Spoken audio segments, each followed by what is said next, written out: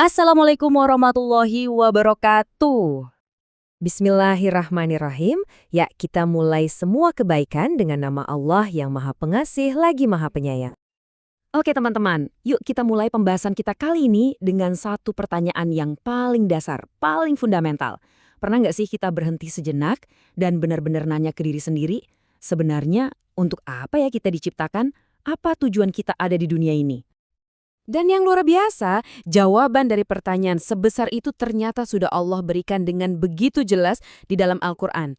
Allah Azza wa Jalla berfirman, "Dan tidaklah aku menciptakan jin dan manusia, melainkan supaya mereka menyembahku." Nah, ini dia, jelas, lugas, dan langsung ke intinya. Tujuan kita hidup adalah untuk beribadah kepadanya.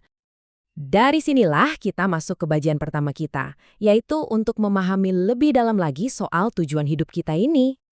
Oke, jadi kalau tujuannya ibadah, pertanyaannya ibadah tuh apa sih? Gampangnya gini, ibadah itu adalah wujud ketaatan total kita kepada Allah.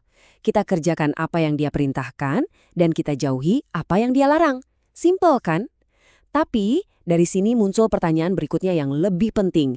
Gimana caranya kita tahu ibadah kita udah benar? Nah, disinilah letak kuncinya teman-teman. Ternyata untuk bisa beribadah dengan benar, ada satu hal yang nggak bisa ditawar-tawar. Ibadah itu butuh ilmu. Coba deh kita lihat alurnya. Ini logis banget. Tujuan kita menyembah Allah. Syaratnya, tentu kita harus tahu dong mana yang perintah, mana yang larangan. Terus gimana cara kita bisa tahu? Ya cuma ada satu jalan, belajar, mencari ilmu. Tanpa ilmu, ibadah kita itu bisa-bisa cuma jadi gerakan kosong. Kayak orang jalan di tengah hutan gelap, tanpa peta, tanpa kompas. Nggak akan sampai tujuan. Dan ini bukan sekedar anjuran ya, bukan pilihan. Rasulullah Shallallahu Alaihi Wasallam menegaskan dalam hadisnya, menuntut ilmu adalah kewajiban bagi setiap muslim. Coba deh kita garis bawahi kata kewajiban itu. Artinya, ini sama wajibnya seperti sholat, seperti puasa. Wah, ini langsung mengubah cara kita memandang belajar kan? Nah, setelah kita paham kalau ini adalah kewajiban, sekarang yuk kita lihat betapa indahnya hadiah dan keutamaan yang Allah siapkan bagi para penuntut ilmu. Subhanallah, coba kita renungkan janji yang luar biasa ini.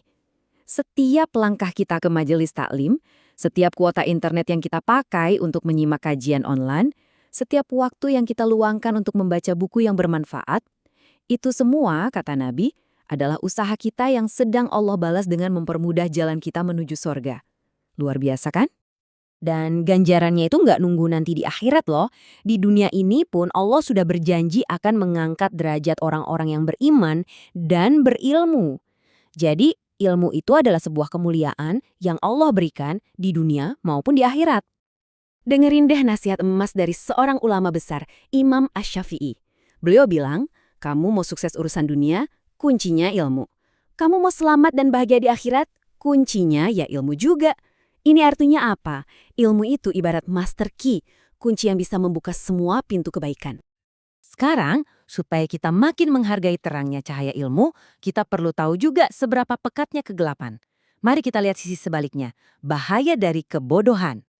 Perbedaannya tuh kayak langit dan bumi ya kan? Lihat saja, orang yang berilmu, tindakannya lebih terarah, ucapannya lebih bermanfaat. Dia tahu mana yang harus didahulukan. Bandingkan dengan yang kurang ilmu, seringkali tergelincir dalam ucapan dan perbuatan, bertindak tanpa tahu prioritas. Ini bukan cuma beda tipis, ini beda antara hidup yang terarah dan hidup yang tersesat. Dan tahu nggak, saking berbahayanya kebodohan ini, bahkan seorang nabi sekelas Nabi Musa alaihissalam pun sampai berdoa, aku berlindung kepada Allah agar tidak menjadi salah seorang dari orang-orang yang jahil.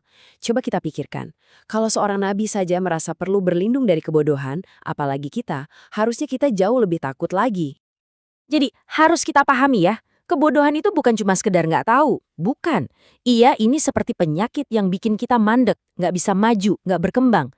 Dan yang paling menakutkan, ia adalah jalan yang bisa mengarah pada kebinasaan.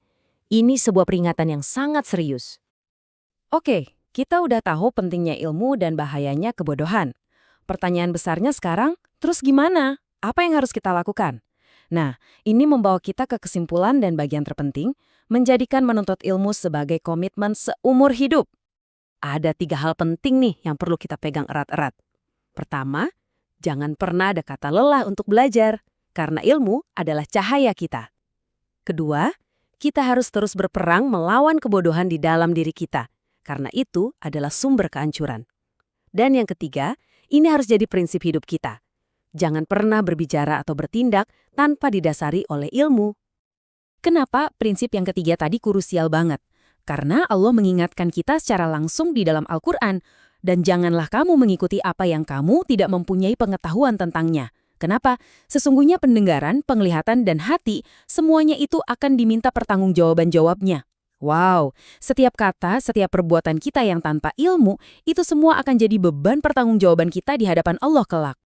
Pada akhirnya teman-teman, pertanyaannya bukan lagi mengapa kita harus belajar. Itu sudah jelas. Pertanyaannya sekarang adalah apa dan kapan.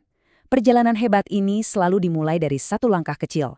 Jadi, mari kita sama-sama tanyakan pada diri kita sendiri, langkah mencari ilmu bermanfaat apa yang akan kita ambil mulai hari ini.